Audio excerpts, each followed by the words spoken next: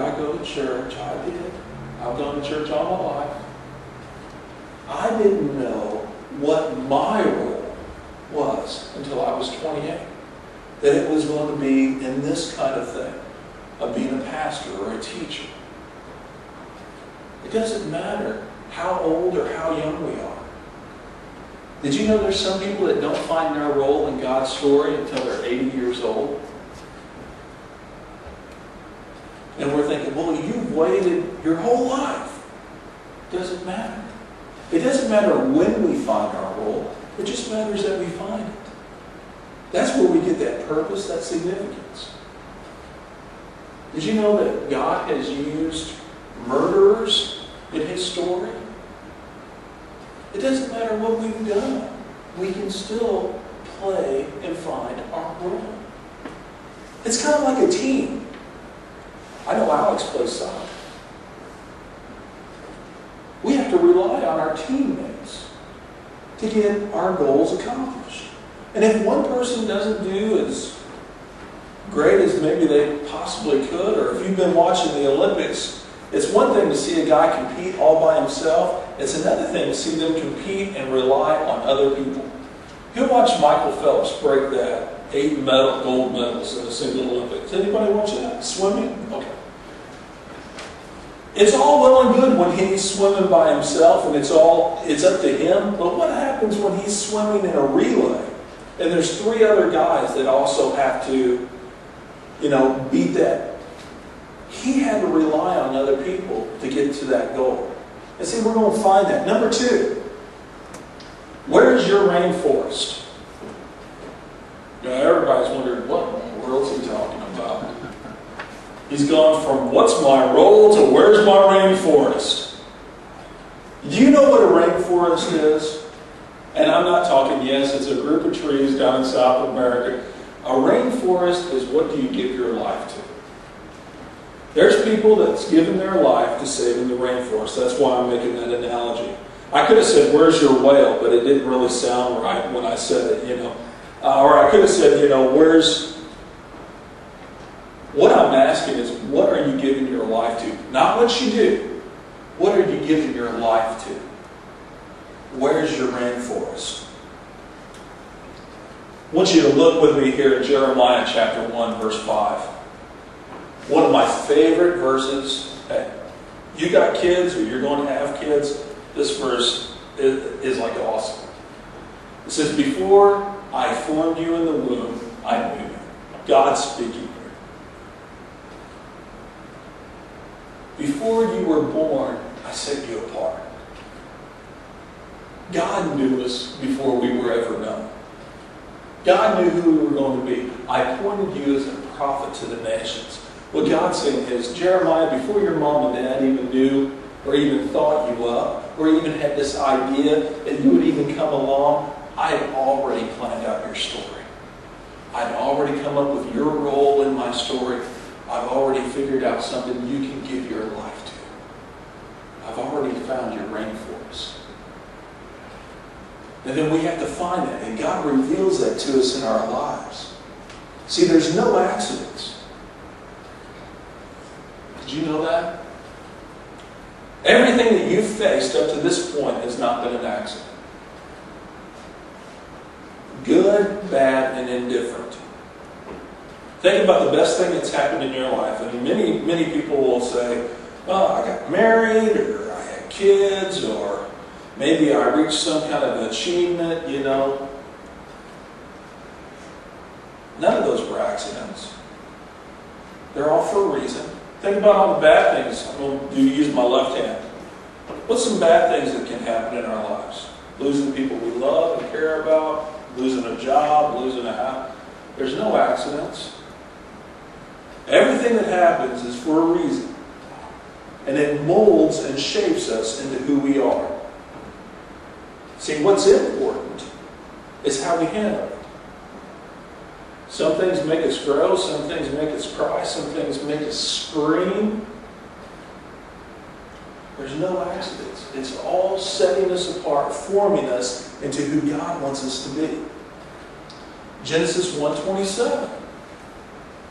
So God created man in His own image. In the God, He created him, male and female, He created them. God has made us in His own image. What does that mean? Let's use common today language.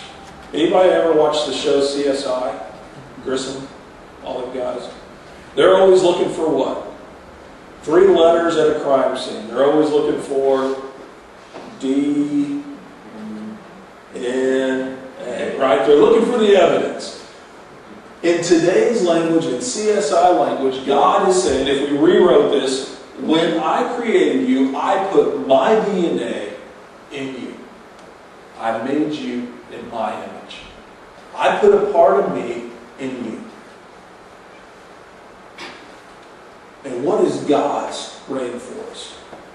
What has God given His light to? Us. That's right. God has looked at us, His creation, as His rainforest, and He gave us His life for us. And I'm going to kind of hit that again in just a minute.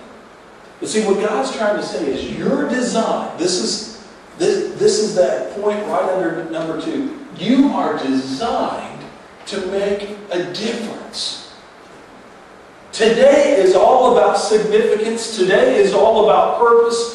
You may have come in this morning thinking, okay, I'm just another person, or I've got this little life that right here in West Georgia. And I want you leaving today understanding how big of a role that you're going to play in God's story if you'll just accept it. Well, Jay, I've already lived my whole life. That doesn't matter. God has still got the role for you. God has still got that purpose for your life. Jay, I've made all these mistakes. That doesn't matter. Today's what matters. I can't change yesterday. From the moment it happened to the second after it happened, it was out of my control. It's history. Sometimes I have to live with it. Sometimes I have to reap the consequences. But I can't change it. I can't control what's going to happen tomorrow. We ran and did some shopping yesterday, and it was pouring down rain. And you know what I was thinking of? Lord, please don't let it rain tomorrow. But I couldn't control it. I guess I could get a big enough umbrella to cover the whole parking lot and try to hold it there, while everybody pulls up and walks. But I can't control the weather. All I've got is this moment right here, right now. And the most important thing for me is to understand that God designed me and you to make a difference. A difference in what? In everything. Now, I'm not pointing fingers. Please don't raise your hands. Well, you can. I guess you can if you want, because I'm going to ask you if you know somebody like this. Don't answer for yourself that I'm like this. Who knows somebody that's overly positive? Doesn't matter what happens, they're like, oh yeah, let's go. It's just great. It's pouring down rain. Oh, it's raining. We needed the rain. Right? You know somebody like that? Do you know somebody that's the other end of the spectrum?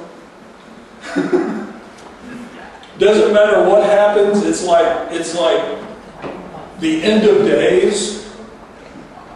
Oh, it's raining. Oh, it's going to flood. Oh no, what's going to happen?